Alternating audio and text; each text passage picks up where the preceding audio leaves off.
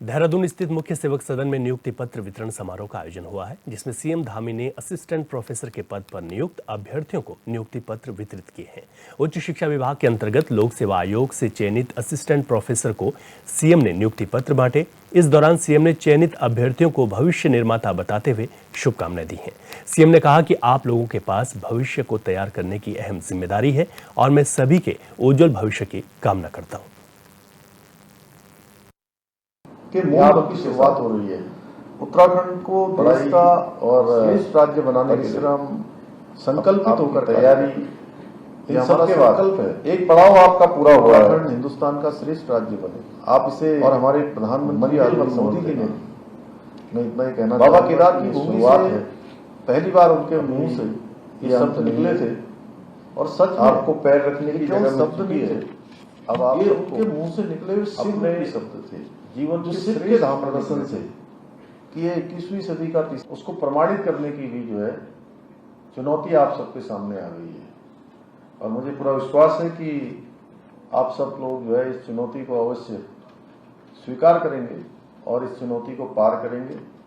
इस अवसर पर मैं आप सभी के उज्जवल भविष्य की कामना करता हूं।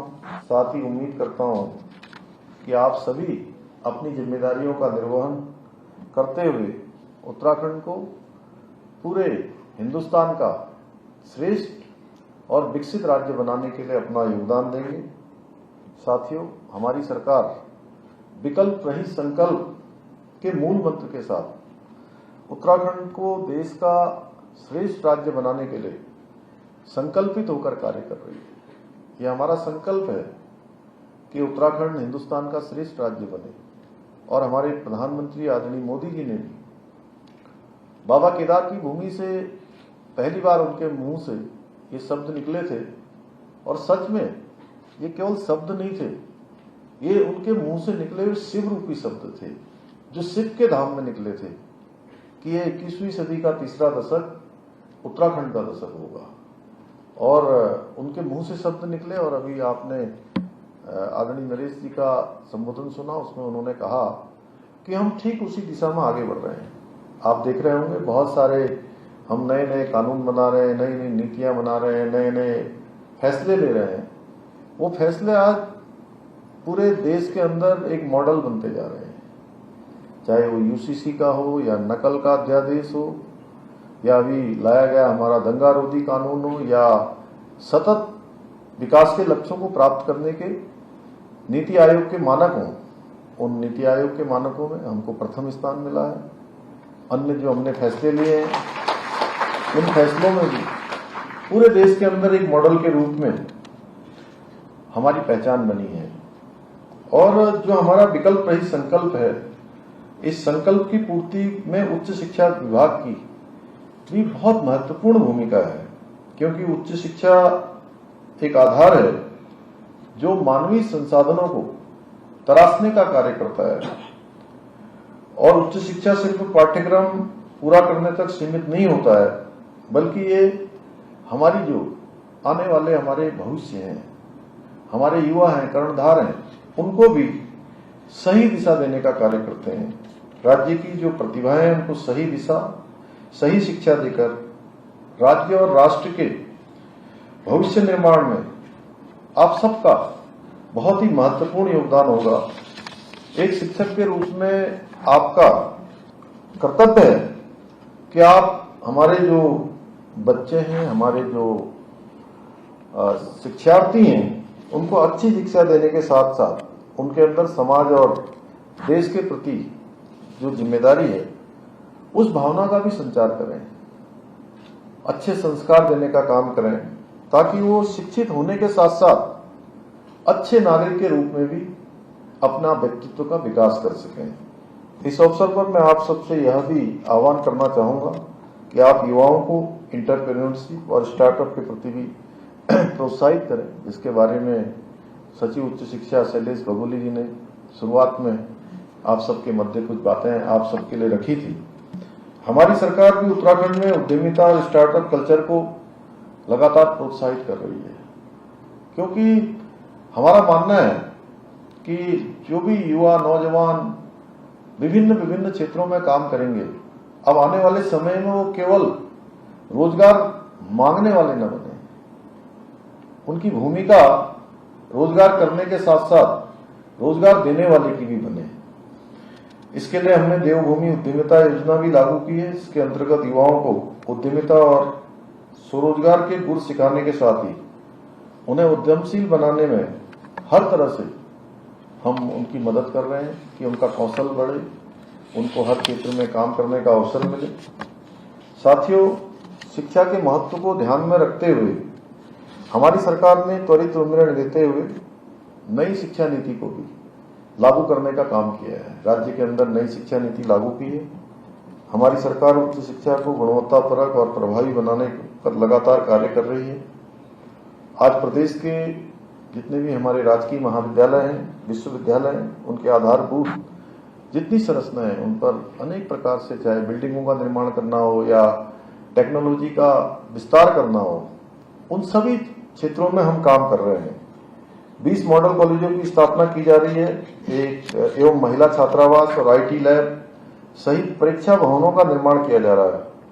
मेधावी जो छात्र हैं, छात्र छात्राएं हैं, उनको प्रति माह छात्रवृत्ति और शोध को बढ़ावा देने के लिए भी अभी हमने यह भी निर्णय लिया है कि शोधार्थियों को भी प्रोत्साहन किया जाए और इसके लिए प्राध्यापकों को 18 लाख रुपए तक का शोध अनुदान दिया जा रहा है।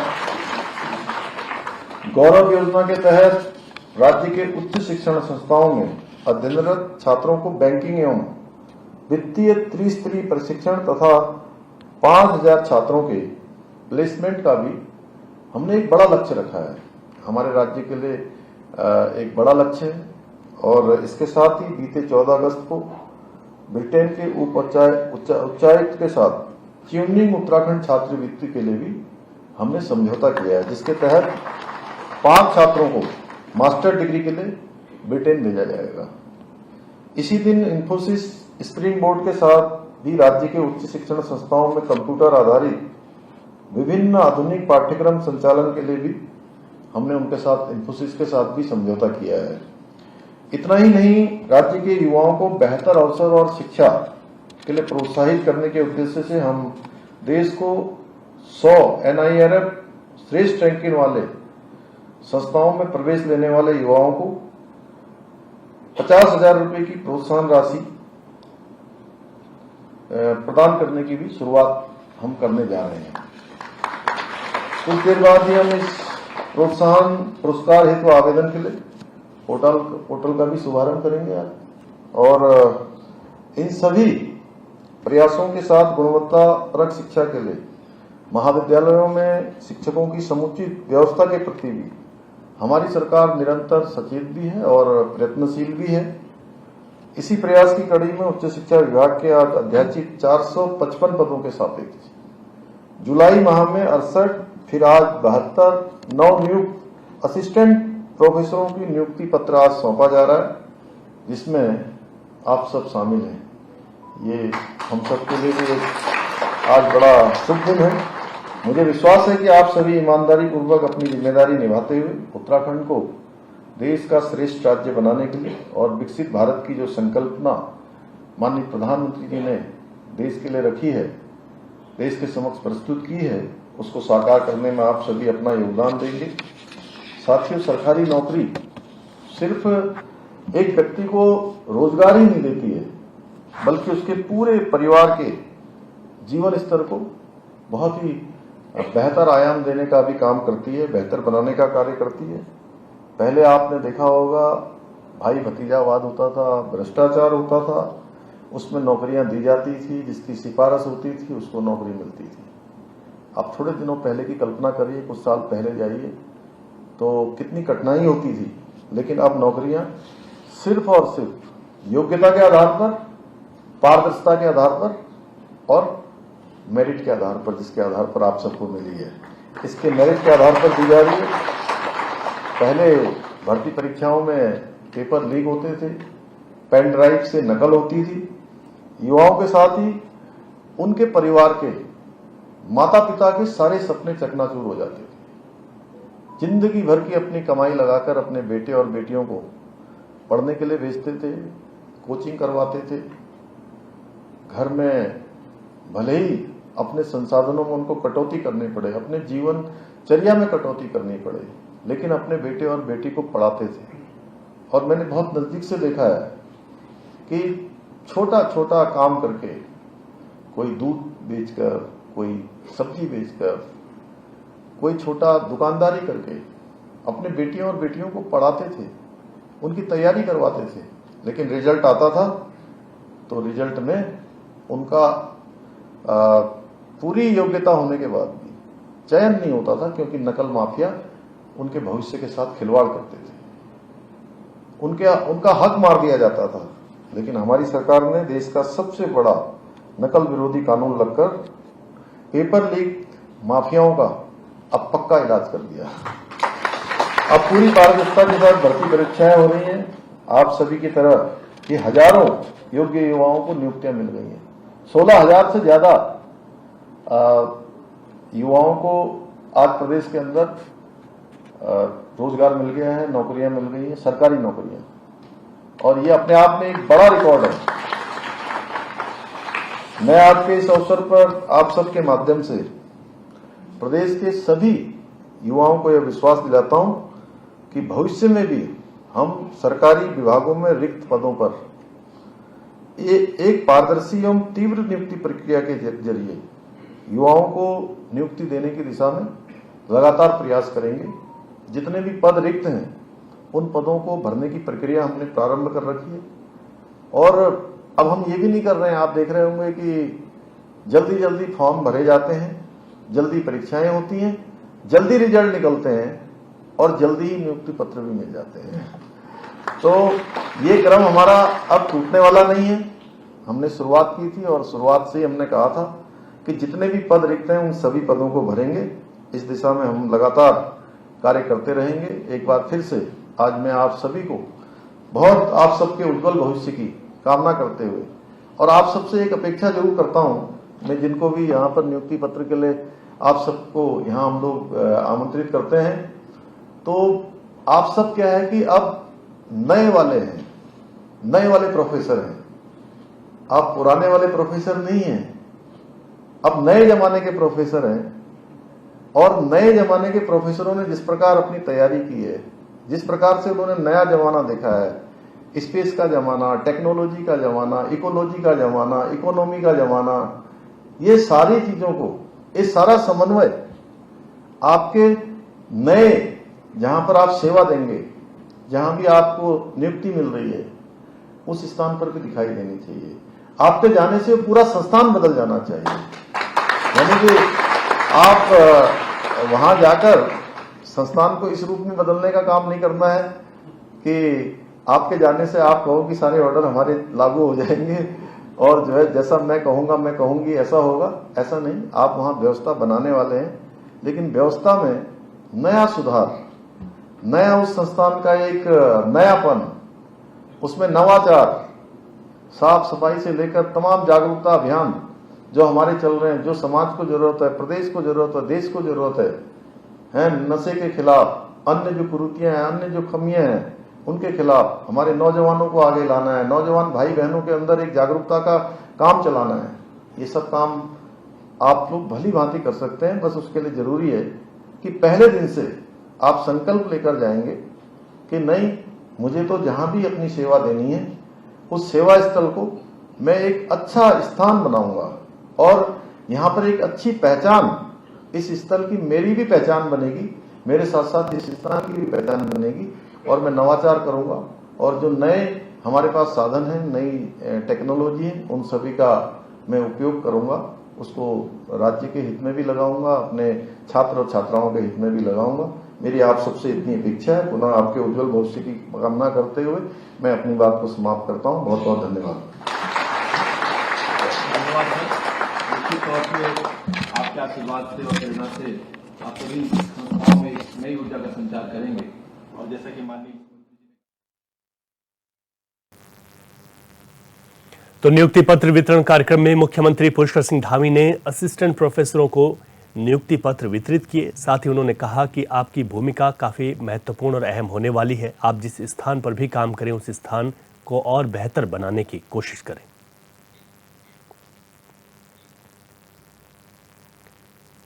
और यहाँ रुकेंगे एक छोटे से ब्रेक के लिए, खबरें जारी हैं। ब्रेक के बाद आपका स्वागत है। खबरों में आगे बढ़ते हैं। सहसपुर थाना क्षेत्र के धर्मावाला चौक पर 20 अगस्त को Kailash river band minerals limited company के कर्मचारियों और उप खनिज के परिवहन में लगे वाहन चालकों के बीच विवाद हो गया, जिससे जमकर लाठी डंडे और लात घूंसे तक चले। राष्ट्रीय राजमार्ग पर हुए इस तांडव की वजह से राजमार्ग भी बाधित हो गया था, जिसके बाद पहुंची पुलिस ने हुड़दंगियों पर लाठियां बरसा दी। इस हुड़दंग में पुलिस ने माइनिंग कंपनी की तहरीर के आधार पर ट्रांसपोर्टरों और पर मुकदमा दर्ज कर लिया था, जिसके विरोध में ट्रांसपोर्टरों ने चक्का जाम के साथ हड़ताल शुरू कर दी थी। अब पुलिस के माइनिंग कंपनी के खिलाफ भी मुकदमा करने के आश्वासन के बाद ट्रांसपोर्टरों ने अपनी हड़ताल खत्म कर दी है।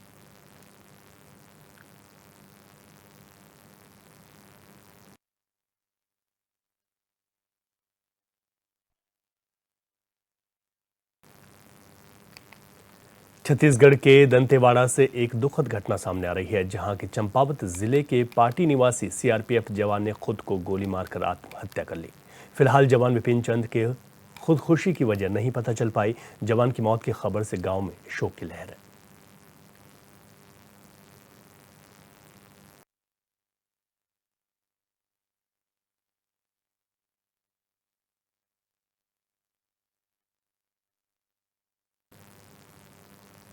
हरिद्वार के भगवानपुर थाना क्षेत्र में एक बंद कंपनी में भीषण आग लग गई। सूचना पर पहुंची अग्निशमन विभाग की टीम ने घंटों की मशक्कत के बाद आग पर काबू पाया।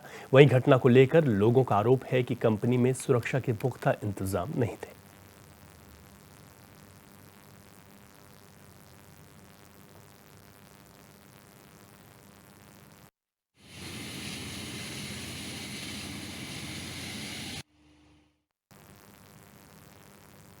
कोलकाता देहरादून के बाद अब भगवानपुर के एक नामी अस्पताल में एक युवती दरिंदे का शिकार होने से बाल बाल बची। बता दें कि कॉलेज के सिक्योरिटी गार्ड ने ही युवती के साथ दरिंदगी करने की कोशिश की।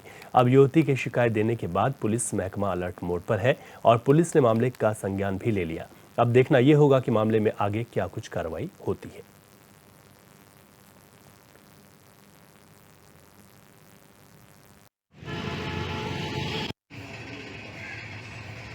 यहाँ पर शाम करीब 6:30 बज रहे होंगे, तो यहाँ पर एक सिक्योरिटी गार्ड वो जो आईसीयू में एक हमारे पेशेंट थे उनको भर्ती थी, तो उनको देखने के रिलेशनशिप में एक लड़की आई थी। अच्छा। तो देखने के लिए जैसे ही गई वहाँ पर, तो एक सिक्योरिटी गार्ड ने उसके साथ छेड़छाड़ी की और उसको बोलता है कि मुझको अपना नंबर दे और तुम आज रात को यहीं रुक जाना, ऐसे। अब ये देखो भाई साहब, यहाँ पर मरीज ही कैसे सुरक्षित रहेंगे। यहाँ के जो सिक्योरिटी गार्ड है कैसे इनकी जिन्होंने अभी एक पीछे से कोलकाता में भी एक हुआ था, एक लड़की वहाँ पर उसकी डेथ हो गई थी, वो भी अस्पताल गए केस था। जब देहरादून में मामला हुआ, एक देहरादून में मामला हुआ है। अब लड़की कहाँ पर सुरक्षित है, ये देखना चाहिए। ये जो हमारी सिस्टर है, तो ये हमारे मम्मी से मिलने आई थी। अच्छा। तो अगर यहाँ पे मरीज सुरक्षित नहीं है, मिलने के लिए सेफ नहीं है, तो मरीज कहाँ से सुरक्षित होंगे जब यहाँ पे बेटियाँ सुरक्षित नहीं है। अगर ये बाई चांस रात को रुकेगी तो क्या होगा, यहाँ तो कोई सेफ नहीं होगा ना लड़कियाँ। तो यहाँ तो कोई ऐसा कोई रूल ही नहीं है। जब सिक्योरिटी ऐसा काम करेगी तो कौन सिक्योर है, किसके भरोसे सिक्योर है हॉस्पिटल, और कौन यहाँ से इलाज करने के लिए आवेगा। फिर तो देश में इतना कुछ हो रहा तो ये इनकी आँख नहीं खुलती क्या? तो ये करते इन्होंने अपना स्टाफ का लड़का भगा दिया, जैसा कि इन्होंने बताया। जिसने मेरा पहले तो हाथ पकड़ा, फिर कह रहा नंबर ले ले या नंबर दे दे, फिर कह रहा रात को रुकेगी क्या यहाँ पे। जी समाज को जैसा कि ये हरकतें की इन्होंने, तो इस पर कार्रवाई होनी चाहिए। जी समाज तो कोई किसी का कुछ नहीं कर सकता। जब अपनी बारी आवा ना तो सब अपनी आवाज उठावा, यहाँ से सब खड़े, कोई किसी के लिए कोई कुछ नहीं बोलता। और जब अपनी बारी आवा तो सब हो, और जब सब कुछ हो जाएगा फिर बेटी बचाओ बेटी पढ़ाओ ये फलाना ढीम का नारा लगावा, सड़कों पर होकर खड़े कैंडल मार्च ले लेगा।